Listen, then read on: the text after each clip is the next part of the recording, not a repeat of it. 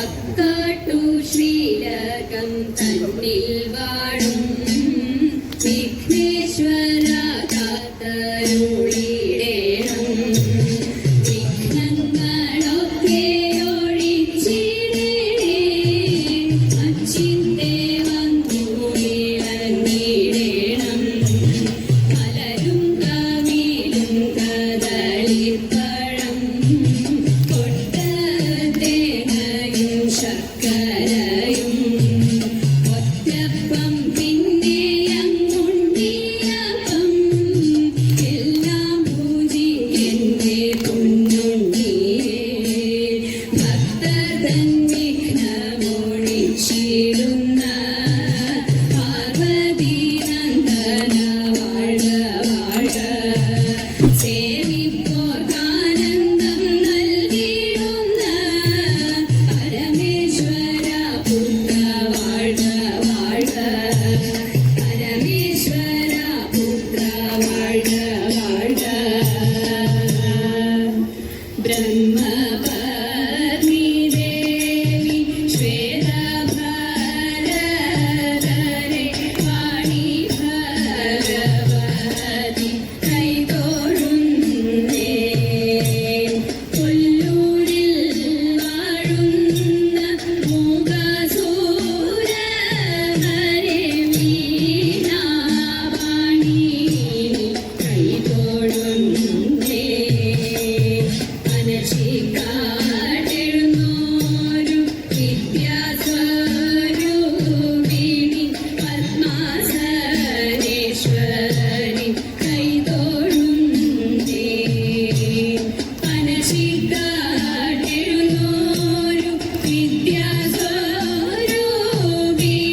പത്മാസനേശ്വരി കൈതൊഴുന്നേ. പത്മാസനേശ്വരി കൈതൊഴുന്നേ. കേൾക്കേണം നാട്ടുകാരെ അറിയേണം നല്ല വാർത്ത. കേൾക്കേണം നാട്ടുകാരെ അറിയേണം നല്ല വാർത്ത. സാകേതപതിയായ ദശരഥ രാജനുണ്ടായി. സാകേതപതിയായ ദശരഥ രാജനുണ്ടായി. സൂര്യ തേജസ്വികളായി നാലു പുത്രർ കേൾപ്പിൻ നിങ്ങൾ. സൂര്യ തേജസ്വികളായി നാലു പുത്രർ കേൾപ്പിൻ നിങ്ങൾ. കൗസല്യാദേവിക്കുണ്ടായി നിരരത്ന പ്രഭയുമായി. രാജീവനേത്രനുണ്ണി കോമളരൂപൻ ബാലൻ. രാജീവനേത്രനുണ്ണി